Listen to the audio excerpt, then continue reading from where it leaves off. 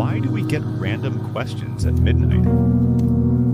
Hey, why do we say alarm clock if the alarm wakes us up, not the clock? And why is it called a building when it's already built? Also, if time travel will ever be invented, why hasn't anyone from the future shown up yet? Why does she look so deep in thought? Is she trying to calculate how many stars are in the sky? And why do we call them hot dogs when they're neither hot nor dogs? Who decided the color of money? And why is the letter W called W when it looks more like a double V? What's going on with pineapples? They're neither pine nor apples. And why do all the best snacks disappear from store shelves so fast? All these questions come flooding in just when you finally lay your head down to relax. And suddenly, dozens of weird, random thoughts start racing through your brain. The big question is, why do these thoughts attack us at night instead of during the day? Is there a real connection between overthinking and nighttime? Or is it just a coincidence? Welcome. Hey, I'm Alex, and in this episode of Midnight Thoughts, we're diving into why we get bombarded with random questions at night.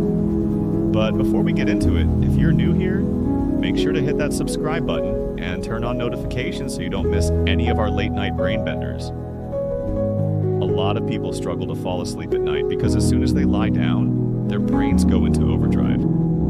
They start replaying everything that happened during the day, overanalyzing conversations, and even making plans for the next 10 years. And sometimes those thoughts get existential, like, why do we exist? What's beyond the universe? And why does the fridge light turn off when we close the door, but we can't prove it? But why does this happen? Why does our brain turn into a chaotic idea factory the moment we hit the pillow? If you think it's just random, let me tell you, it's not. There are actual scientific reasons behind this phenomenon. One of the biggest reasons is that nighttime is the only time when everything is quiet. No distractions, no background noise, no responsibilities pulling you in different directions. Your brain finally gets a chance to process everything it's been holding onto all day. It's kind of like how people say they get their best ideas in the shower. When you're finally alone with your thoughts, your brain starts connecting random dots. And before you know it, you're wondering if the color blue looks the same to everyone or if your blue is someone else's green. The silence at night creates the perfect environment for deep thinking. All those things you ignored throughout the day, your worries, your unfinished conversations, that one embarrassing thing you said 5 years ago, they all come rushing back. And if you weren't feeling tired before, you definitely won't be now.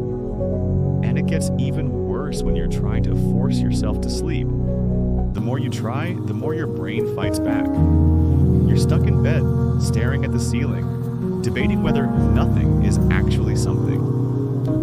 There's also something called pattern recognition. When the brain is relaxed, it starts making unexpected connections between thoughts. This is why some of the most creative ideas come at night. Your mind is free to wander, putting together pieces of information in new and interesting ways.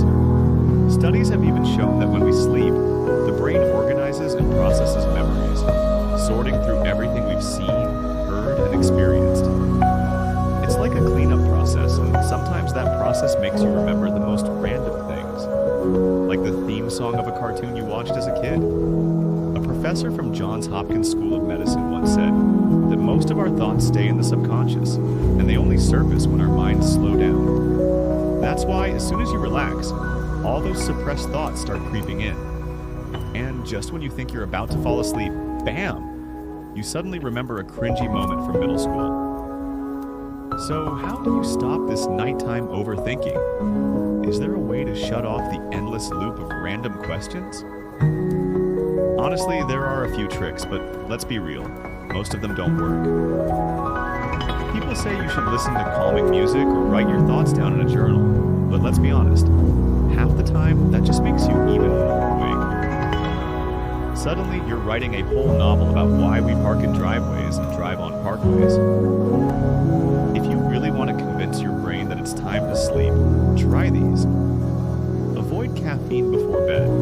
No coffee, no energy drinks, nothing that'll keep your brain buzzing. Stick to a sleep schedule. If you usually sleep at midnight, start winding down by 11. Create a bedtime routine, like reading a book or taking a warm shower. Your brain associating those activities with sleep. Try deep breathing exercises. Focus on slow, deep breaths to calm your mind. And if all else fails, get up for a few minutes, walk around, drink some water, then try again. Sometimes a quick reset is all you need. Still can't sleep? All right, one last trick. Try talking to yourself out loud. Tell your brain, hey, we don't need to solve life's mysteries right now. Let's just sleep. Sometimes just acknowledging the overthinking helps you let go of it. So that's our deep dive into why we get random midnight questions. If you like this episode, don't forget to like and share. And for anyone new to the channel, hit that subscribe button and drop a comment with your weirdest late night thought. We might feature it in our next episode. Oh, and one more thing. If you love learning about crazy facts, historical places, and travel destinations, check out our new channel, The Explorer. We take you on a journey to a new place every week. The link is in the description. See you next time, and until then, happy overthinking.